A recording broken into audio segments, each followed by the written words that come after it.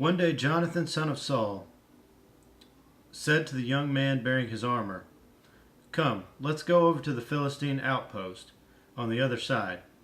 But he did not tell his father. Saul was staying on the outskirts of Gibeah under a pomegranate tree in Migron.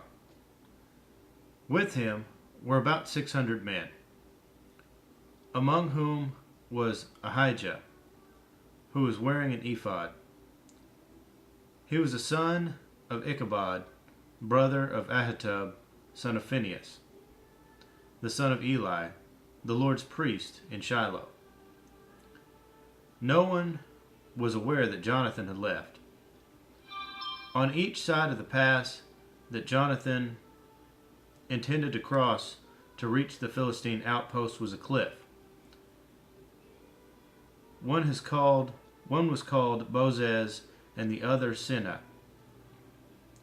One cliff stood to the north toward Michmash, the other to the south toward Geba.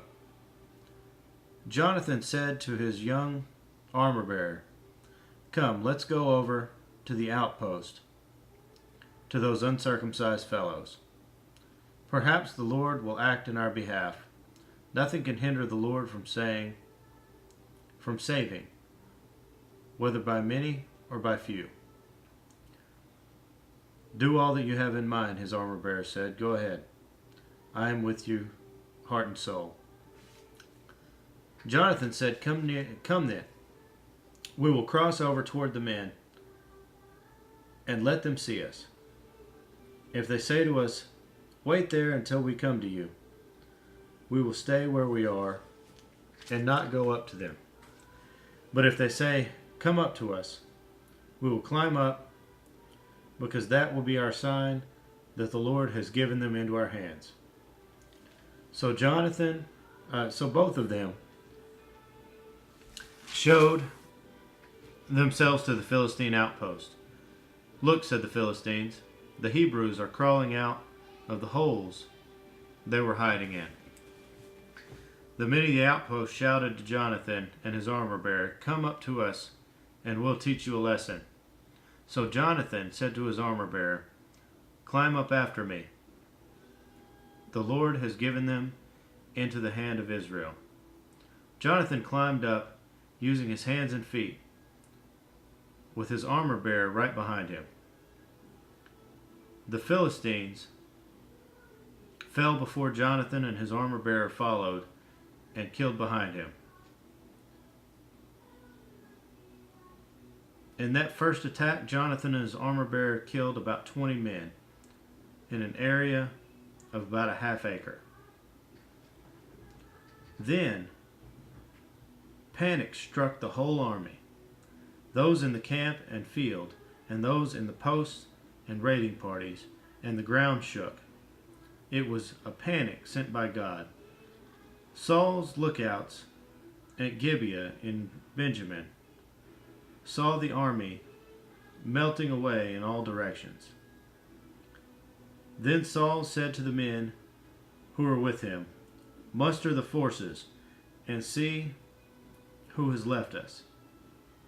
When they did, it was Jonathan and his armor bearer who were not there. Saul said to Ahijah, "Bring the ark of God." At that time, it was with the Israelites. While Saul was talking to the priest, the tumult in the Philistine camp increased more and more. So Saul said to the priest, "Withdraw your hand." Then Saul and all his men assembled and went to the battle. They found the Philistines in total confusion, striking each other with their swords. Those Hebrews who had previously been with the Philistines and had gone up with them to their camp went over to the Israelites who were with Saul and Jonathan. When all the Israelites who had hidden in the hill country of Ephraim heard that the Philistines were on the run, they joined the battle in hot pursuit. So the Lord rescued Israel that day, and the battle moved on beyond Bethaven. Now the men of Israel were in distress that day, because Saul had bound the people under an oath, saying, Cursed be any man who eats food before evening comes, before I have avenged myself on my enemies. So none of the troops tasted food. The entire army entered the woods, and there was honey on the ground. When they went into the woods, they saw the honey oozing out, yet no one put his hand to his mouth, because they feared the oath. But Jonathan had not heard that his father had bound the people with the oath. So he reached out the end of his staff that was in his hand and dipped it into the honeycomb. He raised it to his mouth, and his eyes brightened. Then one of the soldiers told him, Your father bound the army under a strict oath, saying, Cursed be any man who eats food today. That is why the men are faint. Jonathan said, My father has made trouble for the country. See how my eyes brightened when I tasted a little bit of this honey? How much better it would have been, if the men had eaten today some of the plunder they took from their enemies. Would not the slaughter of the Philistines have been even greater? That day after the Israelites had struck down the Philistines from Michmash to Ajalon, they were exhausted. They pounced on the plunder, and taking sheep, cattle, and calves, they butchered them on the ground and ate them, together with the blood. Then someone said to Saul, Look, the men are sinning against the Lord by eating meat that has blood in it. You have broken faith, he said. Roll a large stone over here at once. Then he said, Go out among the men and tell them, Each of you bring me your cattle and sheep and slaughter them here and eat them. Do not sin against the Lord by eating meat with blood still in it. So everyone brought his ox that night and slaughtered it there. Then Saul built an altar to the Lord. It was the first time he had done this. Saul said, Let us go down after the Philistines by night and plunder them till dawn, and let us not leave one of them alive. Do whatever seems best to you, they replied. But the priest said, Let us inquire of God here. So Saul asked God, Shall I go down after the Philistines? Will you give them into Israel's hand? But God did not answer him that day. Saul therefore said, Come here, all you who are leaders of the army, and let us find out what sin has been committed today. As surely as the Lord who rescues Israel lives, even if it lies with my son Jonathan, he must die.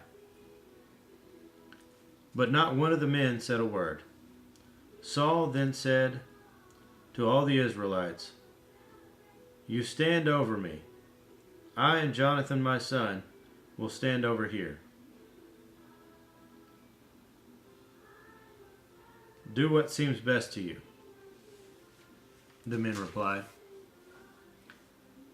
Then Saul prayed to the Lord, the God of Israel, Give me the right answer. And Jonathan and Saul were taken by lot, and the men were cleared. Saul said, Cast a lot between me and Jonathan, my son. And Jonathan was taken. And then Saul said to Jonathan, Tell me what you have done. So Jonathan told him, I merely tasted a little honey with the end of my staff. And now must I die? Saul said, May God deal with me, be it ever so severely, if you do not die, Jonathan. But the men said to Saul, Should Jonathan die, he who has brought about this great deliverance in Israel, Never. As surely as the Lord lives, not a hair on his head will fall to the ground, for he did this today with God's help." So the men rescued Jonathan, and he was not put to death. Then Saul stopped pursuing the Philistines, and they withdrew to their own land. After Saul had assumed rule over Israel, he fought against their enemies on every side: Moab, the Ammonites, Edom, the kings of Zobah, and the Philistines. Wherever he turned, he inflicted punishment on them. He fought valiantly and defeated the Amalekites, delivering Israel from the hands of those who had plundered them. Saul's sons were Jonathan, Ishvi, and Malchishua. The name of his older daughter was Merab, and that of the younger was Michal. His wife's name was Ahinoam, daughter of Ahimaaz. The name of the commander of Saul's army was Abner, son of Ner, and Ner was Saul's uncle. Saul's father Kish and Abner's father Ner were sons of Abiel. All the days of Saul there was bitter war with the Philistines, and whenever Saul saw a mighty or brave man, he took him into his presence.